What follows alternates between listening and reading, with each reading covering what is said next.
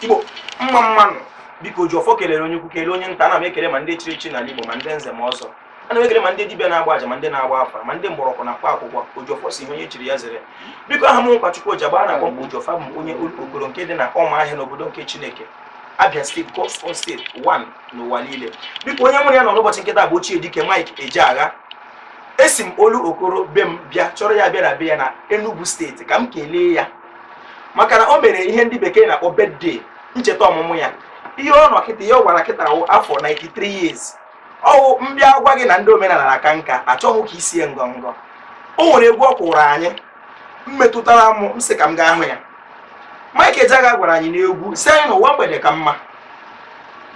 Oge mbụ nwata ana m akpọ egwu ahụ, egwu a dị ka ọtọ m. Ruo ebe m nọ, ụmụ ọgbọ m akụgharịala egwu a na-agwazi m na adulthood na scam.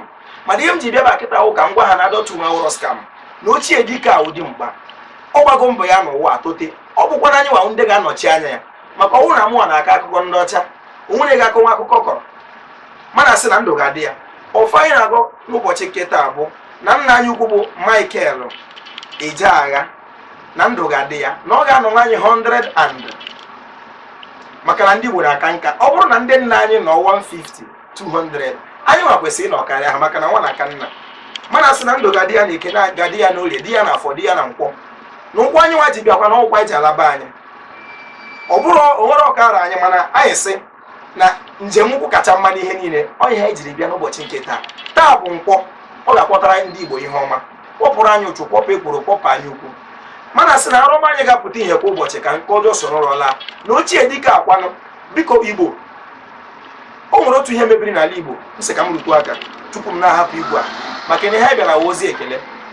Ihe m chọrọ ka anyị rutu aka ugbu a bụ ọtụtụ ndị mgbara mbọ n'ala Igbo mmere ka omenala Igbo dịgide dịka ochie dike a. Anyị adịghị echetaka be ha. Ọ bụ gịnị mere ọ ga-abụ mgbe ha nwụchara anyị abịa tụwa nke a mewe nke a ma o mewe nke. Ugbu ọ dị ndụ, ị bụrụ onye Igbo na-anụ olu Ojiọfọ, chọta ụgwọ ụzọ ya. O nwere ihe dị mma ị ga-emere ya imere ya maka na ihe a ochie dike. Ọfọ m na-agwa ụka mụ anọkwara ma ruo afọ nọ ma nọ karịa. Mana sị na udo ga-adịrị ezinụlọ ya na mmiri anyị afa ha n'eze. Anyị na-arịọ kwa ụbọchị ka nrọma anyị na-apụta ihe ka nke ọjọọ soro ala. Mana sị na Mike Ejeagha ochie dike ọ ga-adịrị gị na mma, daddy happy birthday. Mana sị ka Igbo niile bụ nwanne unu cheta ochie dike ka ihe dịrị Igbo na mma. Onye chetakwara na ngọzi ga-adịrị ma ya ma ezinụlọ ya. Igbo mma mmanụ.